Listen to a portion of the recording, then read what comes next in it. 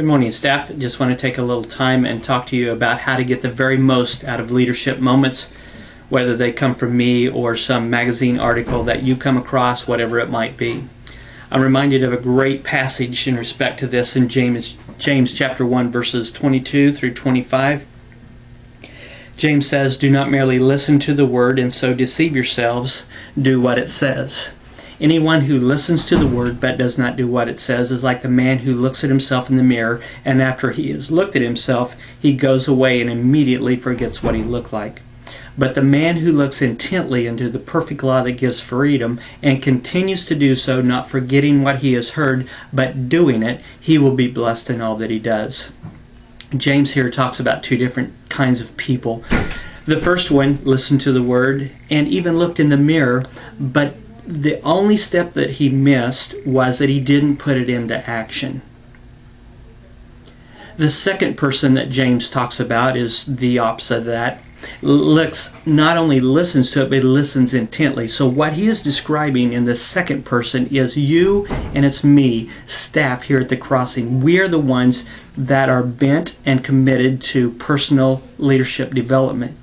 And not that it comes from ourselves and our own going outside of God and finding all of this stuff. It comes from God, and we need to understand that, and I'll talk about that just a little later.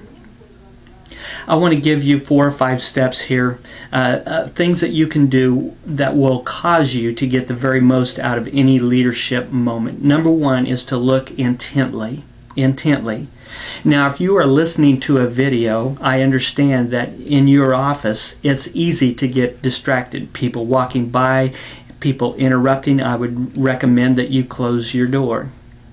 Secondly, it's also very easy to get distracted by things on your desk and your computer, and an email comes in and your phone and all kinds of stuff. So I would recommend that in order for you to get the most out of it, that you take a hunk of paper and you take notes on that video.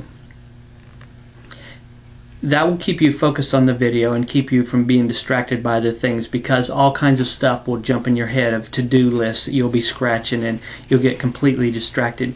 James says the person that looks intently. Okay, that means, I've got that here, means to look carefully into or to inspect curiously, that we lean forward and we go, okay, I want to hear, I want to learn, I want to grow. Teach me something here today. And we have that intensity and intentionality about listening or to what's being said on the video or being conveyed to us in the article. So take notes. I would also highly recommend that if you're reading this in an article, that you have a pen or a highlighter, you circle some things. Even better yet, jot out to the side in the column some thoughts as you come across those, because those are the things that you will refer to later. So step 1 is to look intently. Now, James talks about this mirror. So step 2 is the reflection part, where we hold the mirror up and we look at ourselves in light of what we have just heard and what we have just learned. Now, I want to say this reflection starts with God. That after you've listened to the video, read the article, I think the first thing that we need to do is to throw it up to God and say, okay, God, teach me something. Show me what I need to be shown today out of what I've just experienced. Even 2 Peter chapter 1 verses 3 through 8 that we talked about a while back starts by saying that God has given us everything that we need for life and godliness. His divine power has given us everything that we need. And then 2 verses later in verse 5 it says, "So therefore make every effort to add to your faith this and this and this." The implication from that passage is that God has given us everything that we need, and we need to make every effort to go to God, to learn from God, and say, God, show me, teach me. Even James chapter 1 reiterates that when he says, if any of you lacks wisdom, he should ask God, who gives generously to all without finding fault, and it will be given to him. So in our reflection time, it starts with us saying, God, show me. Show me what I need to take away from this. So now you've listened, you've starting to reflect, you've had this flash prayer to God. I think the next thing that we need to do is to take some notes. Just jot down some thoughts of what God is showing us. You know, this whole reflection time, that's one of the things that the first guy didn't do. He didn't take time, and he immediately forgot what he even looked like. So the idea here is that we take some time, that when the video comes to an end, that we don't hit stop and just go on with life. That's the first guy. You and I, staff at the Crossing, we are the ones that take it a little bit further. Now, this reflection time, James is telling us, it takes a little bit of time. It doesn't take all day. It takes a little bit of time that we have to stop. We have to reflect, jot down those thoughts, spend some time with God, jot down those thoughts.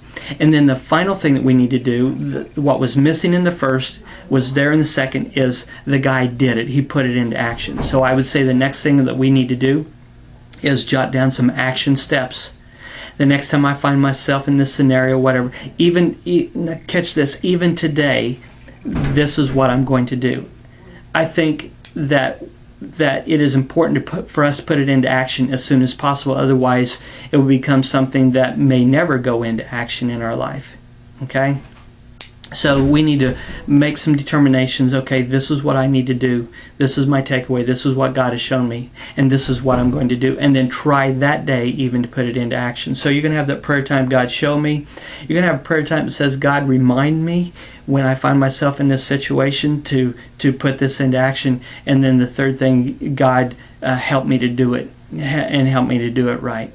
Okay, so follow those steps and you'll get a lot out of your personal leadership development every time the opportunity affords itself.